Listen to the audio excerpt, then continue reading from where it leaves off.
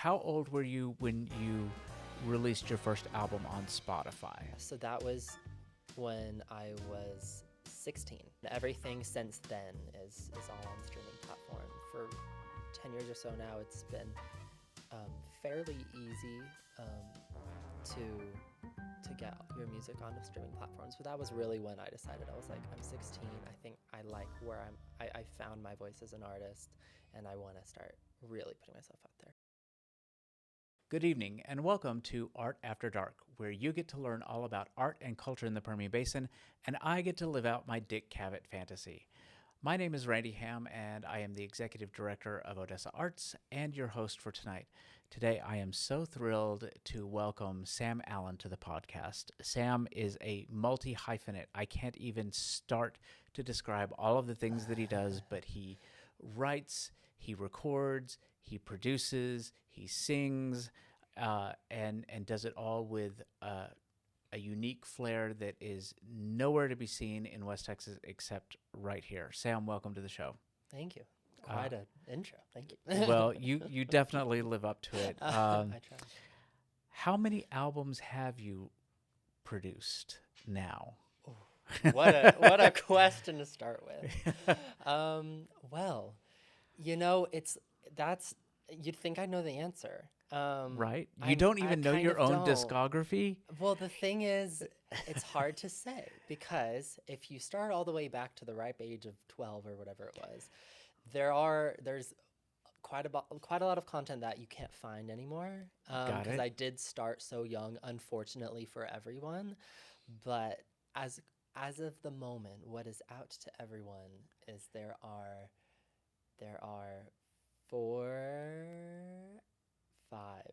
five albums that are currently available. And okay, no, that's good because now we know there's some underground stuff, and your fan club can go looking for your demos and your bootleg performances. That's gonna be great, man. I'm starting the Sam Allen archives as we speak.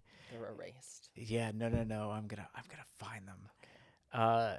So, how old were you when you released your first album on Spotify? That's a really good way to kind of start that. Yeah, so that was when I was 16. It was in 2020. It was in 2020. And everything since then is all on streaming platforms. And because I could have at any point. It's for 10 years or so now. It's been fairly easy to get your music onto streaming platforms. But that was really when I decided. I was like, I'm 16. I think I like where I found my voice as an artist, and I want to start really putting myself out there. So ever since then is when I've really started taking it that seriously. So was it something that was always going to be a natural progression, and because it's 2020, we can't talk about 2020 without talking about COVID. So my question is, was this part of like your COVID project? Like everybody had bread they were baking or scrapbooking or whatever. Was writing and producing and releasing an album your COVID project? Kind of, yes and no. Wow. I had, at the time, if I remember correctly, I had an EP in my hands, and I was getting ready to put it out before the pandemic had started, and then the pandemic hit. And, I did what I think most artists did. I think any musician or artist of any type that you ask would probably all agree that as terrible as that time was, I think most of us created more than we ever thought we could. And suddenly I had fast forward 2 months, and 4 tracks turned into 18. And so that first one had 18 tracks. That is amazing. But you hit on something that's very true. It's not just that artists took that opportunity to really create, and so many of them did. But when you think about it, everyone that was staying home and we were and self-isolating, everybody, whether they knew it or not, was turning to the arts for comfort. Whether it was, binging a series on Netflix, whether it was discovering new artists on Spotify, whether it was reading books, whatever it was the arts that gave us comfort. And I think people forget that, or they take it for granted. They don't think of watching a show on Netflix as contributing right, to the creative economy, right? That, Mm-hmm. but it is, or streaming on Spotify. They don't see all of that as the same thing as a dance recital, Mm-hmm. and it totally is. Um, so you have been here since you and your family. You've got your parents and an older sister. I do. Uh, Sure.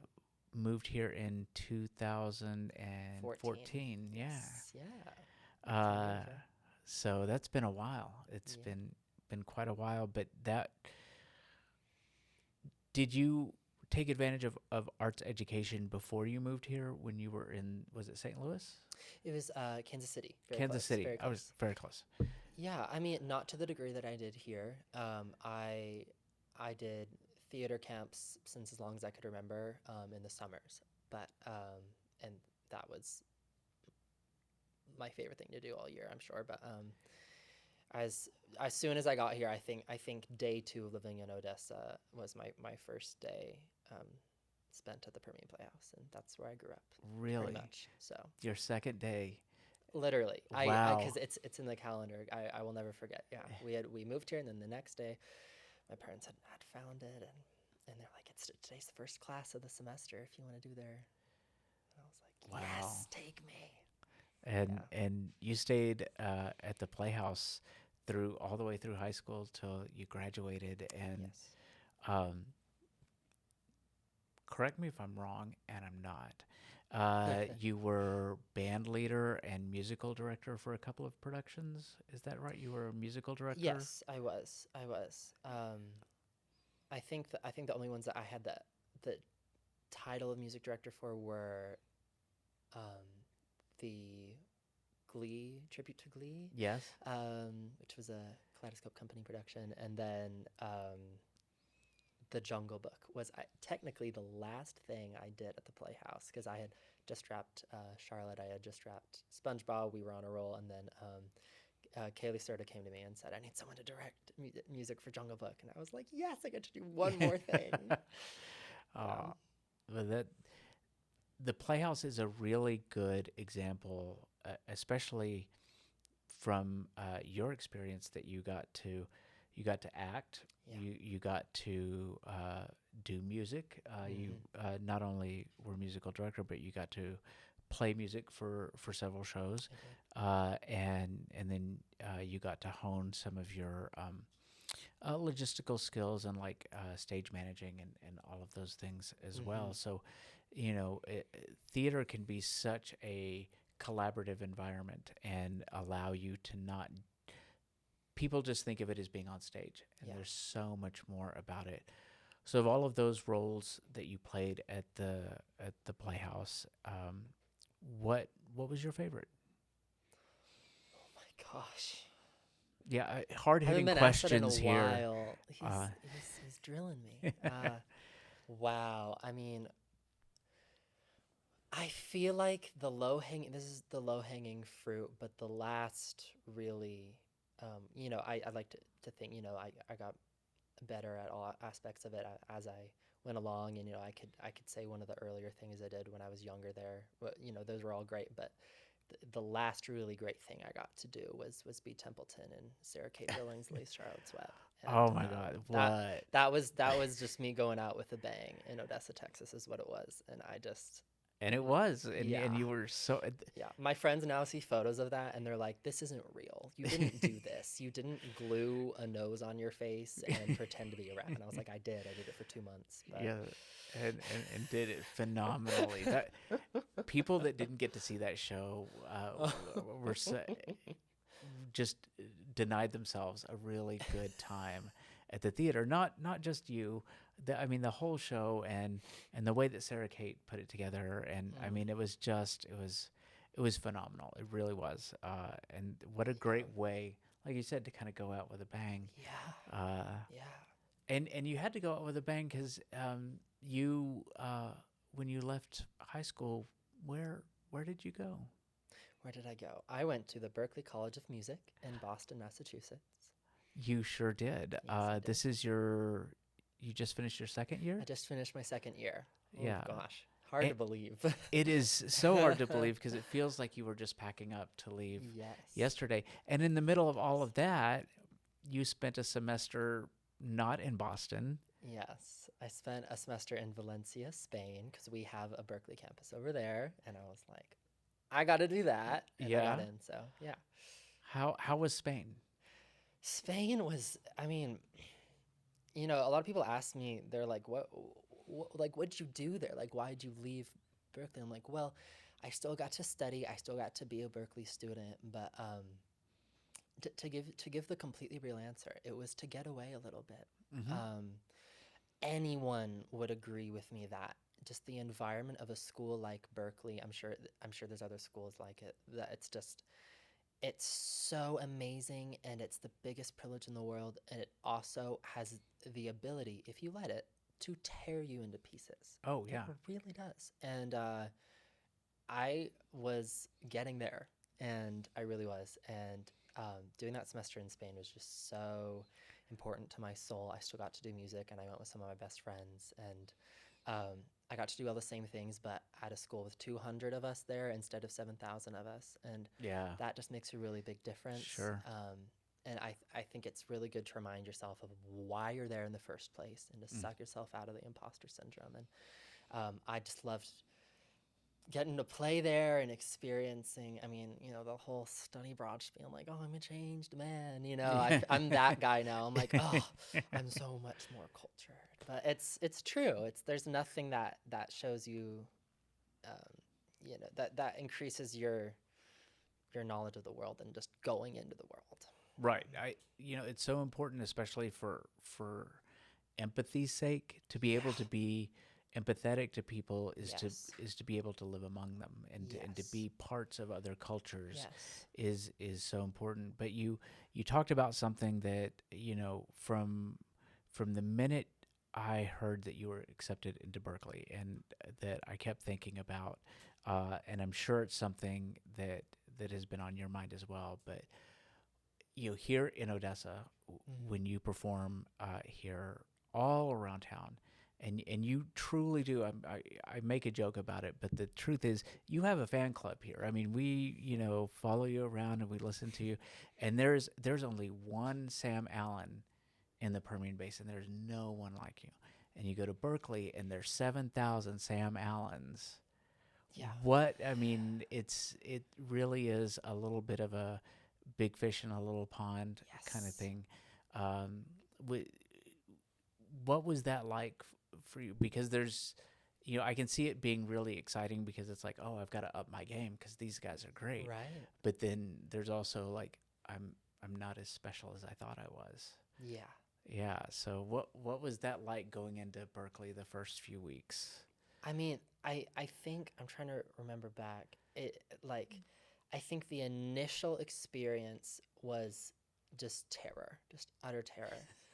I mean, honestly, I walked around, and I just, everywhere you look, and one component of it is that at a school like Berkeley, your social life is your career life, Yeah. and everyone wants to be friends with, no one would really admit it. No one would really admit it out loud. But the reason you choose your friends is because you think of them as a good musician. And that's kind of the best. Some of the, well, this isn't completely true, but I feel like I'm trying to think through the people I know, and the best musicians I know are the ones that just are surrounded with people all the time. And to see them, and, you gotta just put on that game face, and it Yeah. truly is. And it sounds sad to say, but it's just part of it. You just put on that game face, and you just get out there, and you just walk into you just it's a really strange environment. You could just walk into a room sometimes, and there's people just jamming out, and you just hop on the instrument, and you just start playing, and they're like, hi, who are you? And I'm like, I'm Sam, I'm a pianist, I would love to, and Yeah. you give them your elevator pitch, and it's I think I got to the point where I was I was using that optimistic outlook, and I was letting myself be inspired as much as possible. And I think that that's the key to it, is just flipping that switch in your brain of like, oh my gosh, I will never, like, how can I do these things with these people? Look at all this, like, I don't need to be here. And just flipping it into really just tuning it out and remembering back to, like those core memories and those core moments of why this is why I'm here. I'm doing this for the rest of my life, and I know I'm good. And remembering those experiences that bring you that artistic confidence. And yeah, I mean, you have to really keep like a note almost in your phone of like this is what, like, come on, you got Yeah. this, you got this, like, go to class, do your thing. And it's yeah, I'm good enough, I'm smart enough, and doggone it, people like me. exactly. Yes. Yeah, Uh, yeah, how did so you continued to write and record yeah. all the way through your time at Berkeley so far? Yes. So, two questions. The most important Mm-hmm. one that I've been asking you for ages now: when is your Spanish language album coming out? Since you got to study in Spain, Mm. but no, really, how did Berkeley change how you approach writing and recording? Mm. Wow. I'm telling you, hard hitting These questions are here great on Art After questions. Dark. I don't have an answer off the top of my head, not that I know it's a great question. I mean, how did it change? I mean, I feel like the the best thing I could think to say is that I don't know how it's changed, but I know it has. Okay. Yes. I just, I mean, you touched on, like being here kind of where I had no one else. I didn't know anyone else who wanted to do what I do exactly the way I want to do it. Um, and now just being, like you said, surrounded by all these people who want to do exactly what I want to do Yeah. and in their own avenues. But it just being in that environment, it just you feed off of it. And it's like how it goes back to how I was saying you have to choose to be inspired by the people around you. You know, my friends that do um, their all their projects their own way and all that. It's not necessarily that I think that there's anything in particular that I could tell you, like, well, I do this differently.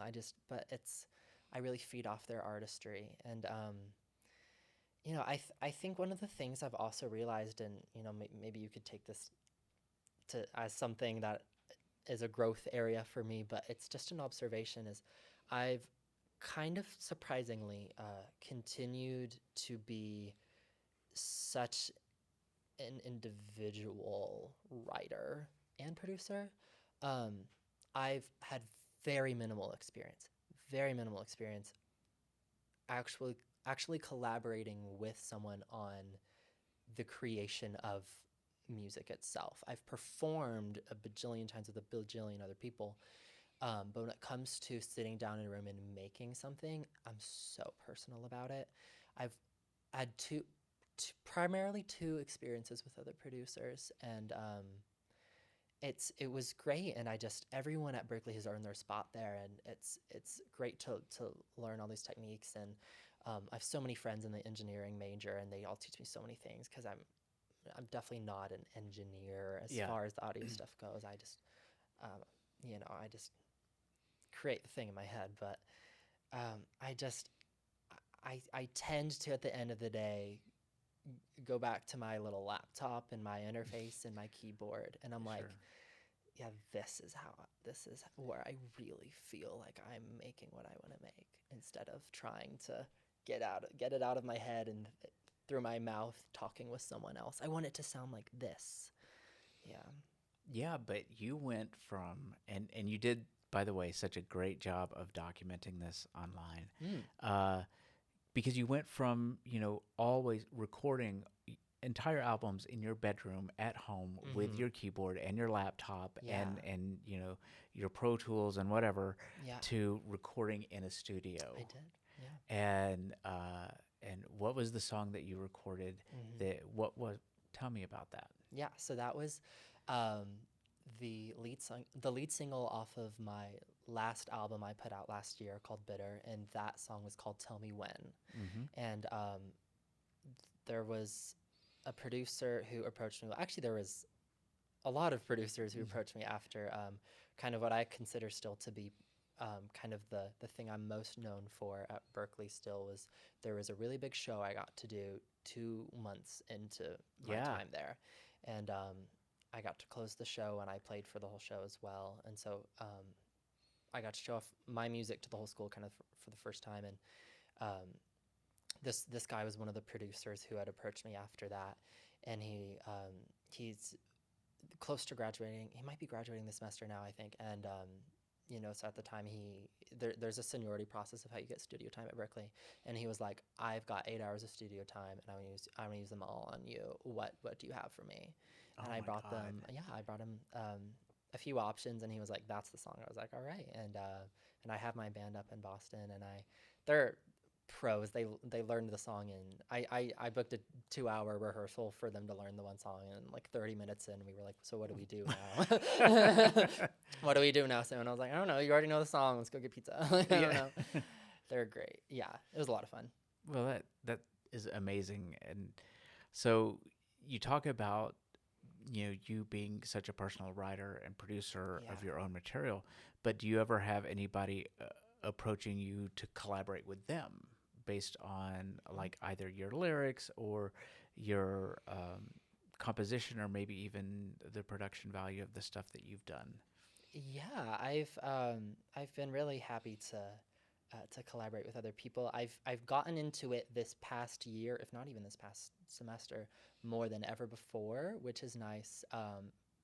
Dipping my toes into it. I've done some producing for other people, nothing that is out yet. I've done a lot of session work as a keyboardist, Hmm. playing for other friends and colleagues. I think a lot of it is still yet to be released, but I think it's accurate to say that by the end of this year, I'll have at least a dozen or so um, tracks from other artists that it's not that my name is on it, but my fingers are on it. Right. Heard Your playing fingers are keys. all over My it. fingers are Yes. all over it, and so that's always very fun to do. And I have the most I can say at the moment is I have upcoming music in the foreseeable future with other artists that I'm really excited about because that's kind of a first for me. I had a dear friend Maggie sing on one of my songs that I was re-recording last year, but that's as far as I've gone as far as actually having a collab with another artist. Okay. So I'm excited that that is in the future, in the near Yeah. future. So Well, you'll let us know when we can find it. yes, I will. Okay. Yeah, So, what's next after Berkeley? that's the question, isn't it? Yeah, that is It's the what sixty-four that thousand is the dollar question. $64,000 question. Um, Almost as expensive as Berkeley. Yeah. Um, yeah. What's next after Berkeley is wherever the music takes me, is I think the best way I can answer that. And it's not really an answer, but it is for me. Um, you know, it's interesting because people of my career path, we don't really get a whole lot of choices. No.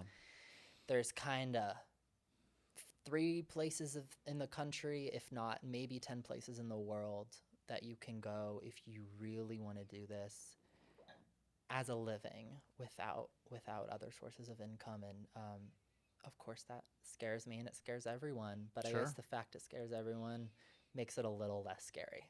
So Yes. I I'm gonna leave that for Sam in 2 years to kind of answer that question. Okay. But We'll wherever the have you music takes back me, in you gotta have two me back, years. and so Yeah. maybe then I'll have an answer. I Right. hope I have an answer. Well, no, honestly, you don't have to have an answer, and it's Mm. something, we are kind of in the same way that it's drilled into our head that art is a hobby, right? Yeah, it There's is. also this thing where it's drilled into your head that you have to know your entire life. You have to have it planned out by the time you're done with high school or Mm, college at the very latest. And sometimes life is just a series of accidents that take you exactly where you need to go. yes. I fell into this job. This is not what I had planned on doing, and it's the best thing that has ever happened to me in my Mm. life. So just think about that. Especially the life of an artist is sometimes living from gig to gig, and maybe sometimes it's living Mm. from commission to commission, or maybe it's just it's living from award to award as Sam goes for EGOT status. Right. So first you've got to get your Emmy, then I you got gotta to bite get my your tongue a Tony. little bit. Now today you don't have to be humble. I will be Okay. your cheerleader today because Okay. I honestly think that you have the talent and the determination to be able to make that happen. Let's start with the Thank you. Tony Award because right, I think Tony would be a good place to start. You know, I do too. because I feel like Grammy as a young artist, we've seen that. Right, right. Oscar as a there's Yeah, there's been a what 9-year-old Oscar. yeah, yeah, I want to yeah. win a Tony really young. Right. Yeah. Youngest Tony winner. That would be Right. fantastic. Yeah. And if you have to, I don't know, write a musical about a mid-century talk show, and you know something like that, Yeah, that'd be something like fine. Mhm. But I really do think that you're on your way to that, and I want to just thank you for gracing everyone's life with your music. It's been wonderful seeing you grow and mature and develop as an artist and be such an example for the community. And we're all just so very, very proud of you, especially me. So Thank with you. that, check out all of Sam's social media. Stream him on Spotify, Apple Music, Yes. Amazon, wherever you stream music. Sam is there, and listen to specifically "Walk Me Home" because that is my personal favorite. That's true. And I didn't even get to tell the story of how I schemed to get you to perform that at the Marriott did. last year, and that was You one of did. my proudest moments. Oh my But gosh. it was fantastic. You can catch him if you're in the Permian Basin. He plays at the Marriott. He plays at Pi Social. He plays at Flair Taverna. Check out again his social media for his list of performances before he goes back to Berkeley in the fall. So Sam, thank you so much for being here. Thank you, Randy. And thank you all for watching. We'll see you next time on Art After Dark.